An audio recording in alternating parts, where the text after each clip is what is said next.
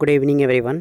इस वीडियो में हम बात करने वाले हैं अवतार सीरीज़ में क्लास 10th में चैप्टर नंबर 2 साइंस में, ठीक है, जिसमें हम एसिड और बेस की शुरुआत करने वाले थे। तो ये इंट्रोडक्शन पोर्शन है जनरली, जिसमें हम मैटर्स या फिर एसिड और बेस और उसके वेरियस जो एग्जांपल्स होंगे या फिर टाइप्स होंगे उसके बारे में हम सिंपली डिस्कस करने वाले हैं, ठीक है।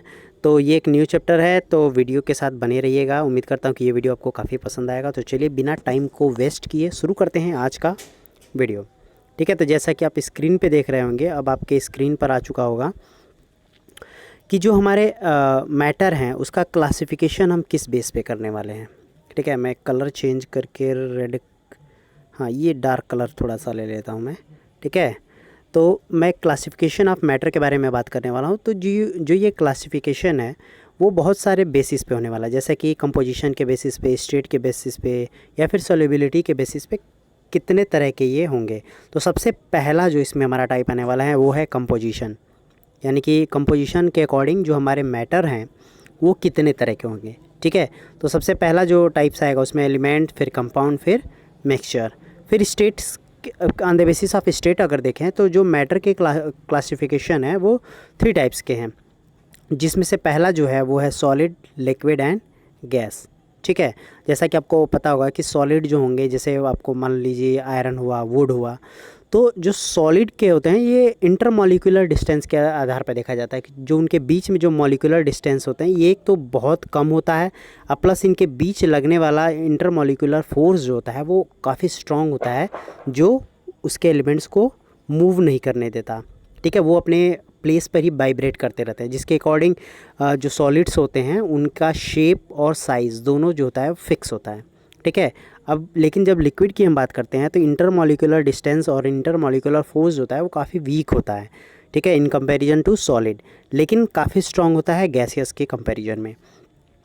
यानी कि इसके मॉलिक्यूल्स जो होंगे वो अपने अपने स्थान से मूव कर सकते हैं, ठीक है, स्लाइटली ज़्यादा मूव करेंगे सॉलिड की तुलना में, ठीक है।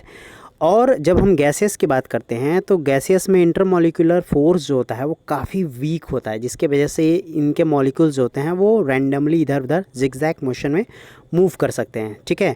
और इस बेसिस पे देखा जाए, जब पार्टिकल, गैस के जो पार्टिकल होंगे अगर मूव करना शुरू होंगे तो जिस भी कंटेनर में आप रखोगे या फिर अगर इसको इन्वायरमेंट में ऐसे रिलीज़ कर दोगे तो ये क्या करेंगे, ये मूव करना शुरू करेंगे, जिसके अकॉर्डिंग इसका शेप और साइज़ होता है वो फिक्स नहीं होता, ठीक है। तो अभी तो हमने states on the basis of state matter के क्लासिफिकेशन को हमने देख लिया है। अब हम डिटेल में बात करेंगे कंपोजिशन में जो एलिमेंट्स, कंपाउंड और मिक्सचर जो आता है, क्योंकि यही जनरली आपको इस चैप्टर में ज़्यादा से ज़्यादा पढ़ना है, ठीक है। सॉल्युबिलिटी की हम बात अभी नहीं करेंगे, जैसे आपका सस्पेंशंस हुआ, कोलाइड्स हुआ एंड सॉल्यूशंस हुआ, इसको हम बाद में देखेंगे। तो चलते हैं कंपोजिशन के अकॉर्डिंग, जैसे कि एलिमेंट्स। तो एलिमेंट्स में हम जब सबसे पहला जो हमारा टर्म है, एलिमेंट्स को ही हम देखने वाले हैं। एलिमेंट्स के बारे में जब बात की जाती है तो कहा जाता है कि constitute the simplest chemical substance in which all atoms are exactly same, ठीक है। यानी कि जो भी हमारे केमिकल सब्सटेंस होंगे उसके सभी के सभी एटम्स जो होंगे वो एग्जैक्टली सेम होंगे, ठीक है।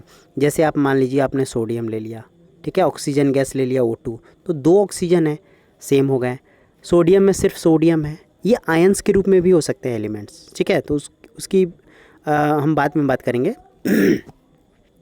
अब जैसे अदर एग्जांपल भी आप ले सकते हैं, जैसे नाइट्रोजन गैस ले सकते हैं, N2 ले सकते हैं, ठीक है। तो इसमें जो नाइट्रोजन जो होंगे वो सेम एटम्स है ना, इसलिए इसको क्या कहेंगे, एलिमेंट्स कहेंगे। और जितने भी आप पीरियोडिक टेबल में एलिमेंट्स देखते हैं वो सभी के सभी एलिमेंट्स जो होंगे वो इसी एलिमेंट्स में ही आएंगे, क्लियर है। अब बात करते हैं कंपाउंड्स की। कंपाउंड्स कहा जाता है कि when 2 or more elements chemically combine in a fixed ratio by mass, the obtained product is known as compound। यानी कि जब हम बहुत सारे एलिमेंट्स को, 2 या 2 से ज़्यादा, जब केमिकली कंबाइन करते हैं, ठीक है, लेकिन वो एक फिक्स्ड रेशियो में होना चाहिए मास के अकॉर्डिंग, तब जो नया हमारा प्रोडक्ट जो मिलता है उसको ही हम क्या कहते हैं, कंपाउंड कहते हैं, ठीक है। अब इसको एग्जाम्पल के थ्रू अगर हम देखना चाहें तो आप ये स्क्रीन पे आपके बहुत बढ़िया एग्जाम्पल है, ये आपको एलिमेंट्स का दिख रहा होगा और यहाँ पर कंपाउंड का दिख रहा होगा। जैसे हीलियम ले लिया हमने, तो हीलियम लिया तो आपको हीलियम के सिर्फ 1 एटम मिल रहा है ना। ऑक्सीजन ले लिया, ऑक्सीजन में 2 एटम, ऑक्सीजन के ही 2 एटम है, ठीक है। तो ये एलिमेंट्स होंगे। लेकिन कंपाउंड में बात करें तो देखो, कंपाउंड में जैसे हमने वाटर ले लिया H2O, तो इसमें हाइड्रोजन के भी मॉलिक्यूल्स हैं, ऑक्सीजन के भी मॉलिक्यूल्स हैं, दो डिफरेंट मॉलिक्यूल्स हैं, और इसमें 2 हाइड्रोजन है, 1 ऑक्सीजन है। ठीक है, तो यहाँ पर हमने क्या लिया, 2:1 के अकॉर्डिंग हाइड्रोजन और ऑक्सीजन लिया। तो यानी कि यहाँ फिक्स्ड रेशियो में मास के अकॉर्डिंग हम जो एलिमेंट्स ले रहे हैं, और जो नया प्रोडक्ट बन रहा है जब ये केमिकली कंबाइन होते हैं तो क्या बनता है, कंपाउंड बनता है। तो उम्मीद करता हूँ कि आपको एलिमेंट्स और कंपाउंड बहुत ही डिटेल में समझ में आ गया होगा। ठीक है, थोड़ा आगे बढ़ते हैं, मिक्सचर के बारे में जान लेते हैं। जैसे हमारा जो तीसरा सब्सटेंस था वो क्या था, मिक्सचर था। मिक्सचर के बारे में जानने के लिए आपको जानना होगा कि जब 2 or more substance mixed with each other without participating in a chemical changes, यानी कि जब 2 या 2 से अधिक सब्सटेंस को आप किसी भी तरीके से मिला दो, ठीक है, लेकिन उनके बीच में कोई केमिकल चेंजेस नहीं होने चाहिए, तब जो रिजल्ट सब्सटेंस मिलेगा वही क्या होगा, हमारा मिक्सचर होगा। ठीक है, जैसे आप सैंड ले लो, ठीक है, सैंड में क्या मिला दो, साल्ट मिला दो, NaCl। तो आप मिलाओगे तो आप इनको सेपरेट भी तो कर सकते हो इजीली, सैंड अलग हो जाएगा, साल्ट अलग हो जाएगा। ठीक है, जैसे इन दोनों को क्या करो, वाटर में डिज़ोल्व कर दो, फिर क्या करो, आप इन दोनों को ही धूप में रख दो। ठीक है, तो इस तरीके से बहुत सारे या फिर आप इनको एक एक चुन कर भी आप अलग सेपरेट भी कर सकते हैं। हालांकि ये बहुत ही डिफ़िकल्ट प्रोसेस है, लेकिन हम इजीली इसको कर सकते हैं। या फिर आप ऐसे कर लो कि जब वाटर में डिज़ोल्व करोगे तो इसको आप छान लो। ठीक है, जब छानोगे तो नमक और वाटर जो होगा अलग हो जाएगा, सैंड अलग हो जाएगा, सेपरेट हो गया। फिर वाटर और नमक को कैसे सेपरेट करते ये भी आपको प्रोसेस पता होगा। धूप में आप रख दो तो वाटर क्या होगा, वेपर बन के उड़ जाएगा, बचेगा उसमें नमक सिर्फ। तो ऐसे हम सब्सटेंस को सेपरेट कर सकते हैं। इसके कुछ हम जनरल प्रॉपर्टी देख लेते हैं। ठीक है, ये काफ़ी इंपॉर्टेंट है। जनरल प्रॉपर्टी में कहा जाता है कि मिक्सचर जो होते हैं वो 2 or more सब्सटेंस से बने होते हैं, जो कि केमिकली कंबाइन नहीं होते, जैसा कि हमने डेफिनेशन बताया। ठीक है, अब इसकी प्रॉपर्टीज़ की अगर बात करें तो जो इसमें कंपोनेंट हम यूज़ करते हैं मिक्सचर में, उसकी अलग, जैसे मान लीजिए हमने क्या मिलाया, हमने ले लिया जैसे नमक हमने ले लिया, ठीक है, और हमने सैंड लिया है। तो नमक की क्वालिटी क्या है कि नमक जो होता है वो साल्टी होता है, मतलब उसका टेस्ट साल्टी होता है। तो अगर आप कंबाइन करते हो तो साल्टीनेस उसका जाएगा नहीं, वो रह ही जाएगा, यानी कि वो ओरिजिनल प्रॉपर्टी को कंटेन करते हैं। ठीक है, and the separation of component can be easily done, जैसे मैंने अभी आपको सेपरेट करके बताया। बहुत सारे प्रोसेस, 6-7 प्रोसेस हैं, वो सभी को आपने क्लास 9th में पढ़ा होगा कि कैसे हम सेपरेट करते हैं मिक्सचर को। ठीक है, हम इजीली डन कर सकते हैं। And third is the proportion of the component is variable, यानी कि जो उसमें हम प्रोपोर्शन यूज़ करते हैं वो वेरिएबल होते हैं, यानी कि एक फिक्स्ड अमाउंट में हम ही मिक्स करते हैं। क्लियर है, तो ये हो गया मिक्सचर का। अब बढ़ते हैं अगले टॉपिक की तरफ, एग्जाम्पल ऑफ मिक्सचर। ये भी काफ़ी इंपॉर्टेंट है। जैसे आप क्रूड ऑयल ले लो, क्रूड ऑयल में हम क्या करते हैं, mixture of organic compounds mainly hydrocarbonates, यानी कि जो क्रूड ऑयल होता है उसमें मेनली हम क्या लेते हैं, हाइड्रोकार्बोनेट्स होते हैं। ये जनरली एग्जांपल है मिक्सचर के। जैसे सी वाटर ले लो, ठीक है, सी वाटर में क्या होता है, साल्ट होता है, वाटर होता है, इनको सेपरेट भी कर सकते हो, जैसे मैंने बताया कि धूप में रख के। ठीक है, और एयर ले लो, एयर भी क्या है, मिक्सचर ऑफ वेरियस गैसेस, जैसे argon, nitrogen, carbon dioxide, oxygen. ठीक है, और सबको सेपरेट भी हम कर सकते हैं। इंक, इंक क्या है, ये कलर्ड डाइस होता है, जनरली इंक जो होता है वो कलर्ड डाइस होता है।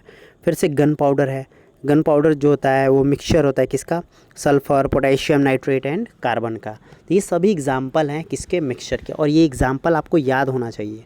ठीक है, तो गन पाउडर इसमें इंपॉर्टेंट है, सी वाटर एंड क्रूड ऑयल। ठीक है, गन पाउडर क्या है, mixture of sulphur, potassium and nitrate and carbon. ठीक है, बढ़ते हैं अगले टॉपिक की तरफ, टाइप ऑफ मिक्सचर। देखो ये भी काफ़ी इंपॉर्टेंट टॉपिक हो जाता है एग्जाम पॉइंट ऑफ व्यू से। जब शॉर्ट नोट कहता है कि write down the short note about the mixture, then you have to write the definition of mixture, properties of mixture and the various types of mixture. There are two main type of mixture. First is heterogeneous mixture and homogeneous mixture. Now let's talk about the heterogeneous mixture. heterogeneous mixture में जब हम कभी भी बात करते हैं तो एक सिंपल एग्जांपल ले लो, जैसे कि हमने सैंड को मिक्स कर दिया साल्ट के साथ। ठीक है, यही एग्जांपल है हेट्रोजीनियस मिक्सचर का। हेट्रो मतलब होता है मोर देन टू। ठीक है, हेट्रो मीन्स टू और मोर देन टू। अब जब हेट्रोजीनियस मिक्सचर जब हम लेते हैं तो इसकी अलग अलग हिस्से में, जैसे आपने मिक्सचर ले लिया, एक थोड़ा सा उसमें से निकाल के यहाँ रखो, थोड़ा सा निकाल के इसमें रखो। अब कोई ज़रूरी नहीं है कि यहाँ इसकी सारी प्रॉपर्टी सेम हो, ठीक है, इसकी भी सारी प्रॉपर्टी सेम हो।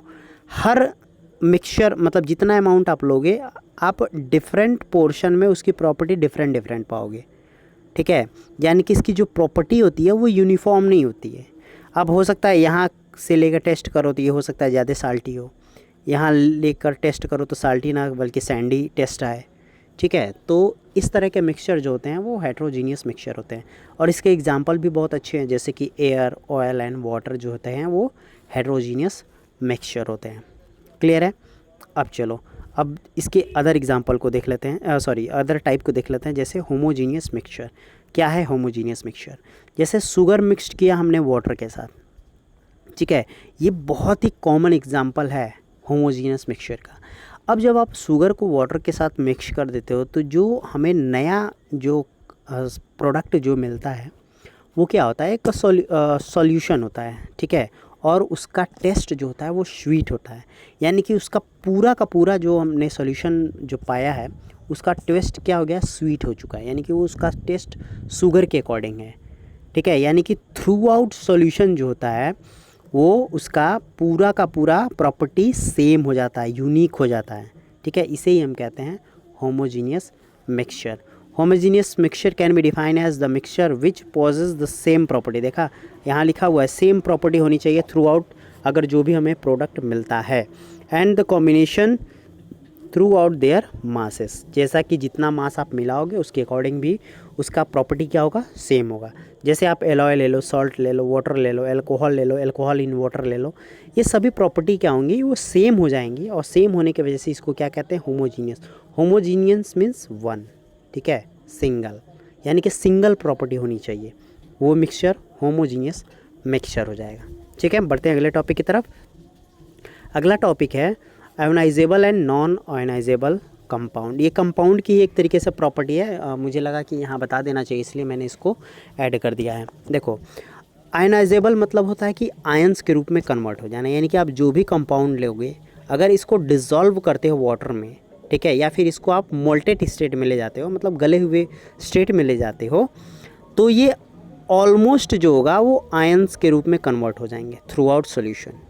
जैसे आप NaCl ले लो, वाटर में डिज़ोल्व करोगे तो ये हो जाएगा Na+ एंड Cl- हो जाएगा। HCl को लोगे तो H+ एंड Cl- में कन्वर्ट हो जाएगा, ठीक है, Cl- में।